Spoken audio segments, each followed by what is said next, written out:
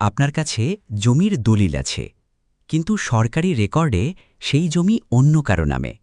তাহলে আসল মালিক কে? আপনি না অন্য কেউ?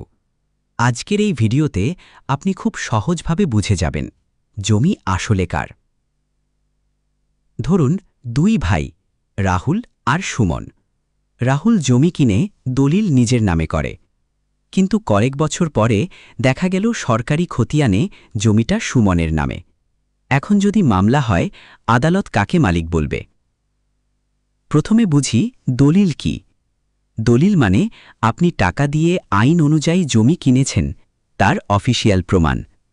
সহজ ভাষায় দলিল সমান আপনার মালিকানার সবচেয়ে শক্ত প্রমাণ। এবার আসি রেকর্ড বা খতিয়ান। এটা সরকার তৈরি করে মূলত ট্যাক্স আর জমির তথ্য রাখার জন্য। কে জমি ব্যবহার করছে, কে কর দিচ্ছে, এই তথ্যগুলোই এখানে থাকে। কিন্তু একটা গুরুত্বপূর্ণ বিষয়, খতিয়ান মালিকানার চূড়ান্ত প্রমাণ নয়। এখন আসল উত্তর। আইন অনুযায়ী দলিল বেশি শক্তিশালী। আদালত সাধারণত দলিলকেই গুরুত্ব দেয়। কিন্তু যদি রেকর্ড ভুল থাকে, তাহলে বড় সমস্যা হতে পারে। কারণ রেকর্ড দেখে অন্য কেউ দাবি তুলতে পারে। অনেকেই জমি কেনার পর একটা বড় ভুল করে, মিউটেশন বা রেকর্ড আপডেট করে না। ফলে পরে শুরু হয় ঝামেলা, মামলা, দৌড়ঝাঁপ। তাই জমি কেনার আগে অবশ্যই এই 4টা জিনিস চেক করুন।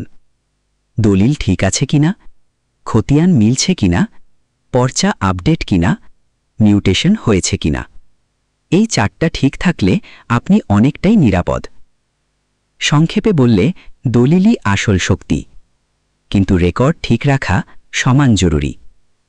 এখন আপনার মত কি? দলিল বেশি গুরুত্বপূর্ণ না রেকর্ড?